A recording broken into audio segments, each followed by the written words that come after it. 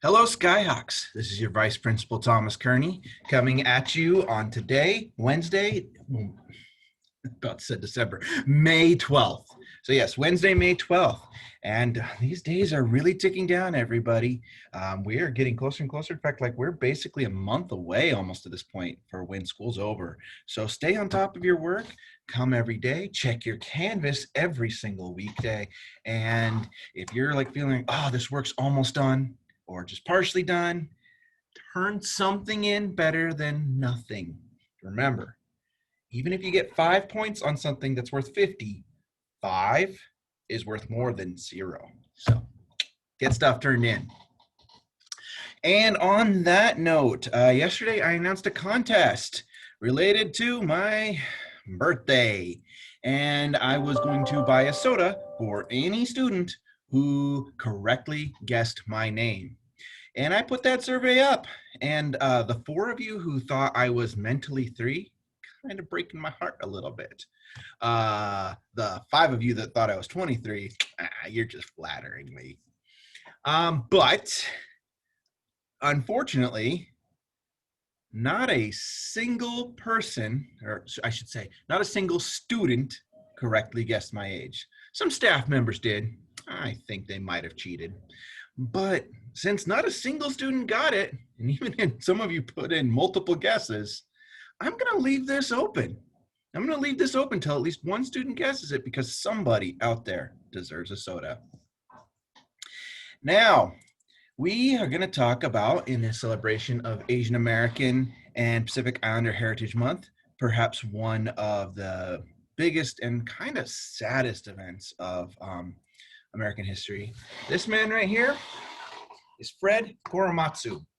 Fred Korematsu was born in California in 1919. He grew up there, and one of the things that really caught his eye when he was a young man is he really wanted to join the military. He actually actively tried to join the military, and when he talked to the recruiters, he was told by the recruiters, "We were told not to hire people like you." And he constantly fought against that. He went so far as to try to change his name to an English-sounding name, and claimed that he was actually half Spanish and half Hawaiian, and he still could not get in. And then came the attack on Pearl Harbor. So even though Fred Korematsu was born in the U.S., had never been to Japan, the U.S. had decided that all people of Japanese descent in the U.S. needed to be locked up in internment camps. Fred Korematsu's like, nope, and he went into hiding. Unfortunately, he was arrested, and he sued to get out. He sued to get like all the Japanese people. He's like, look, we love America too. Why should our loyalty to this country be in question just because of our DNA and our heritage? And it went all the way up to the Supreme Court. And the saddest part of American history was the Supreme Court went against him. And said that the U.S. government does have the right to lock up groups of people if they just decide those groups of people are a threat. Now, since then, the U.S. has acknowledged that we did massive wrong in our decision to lock up the Japanese Americans, and that it should have been something that never had happened.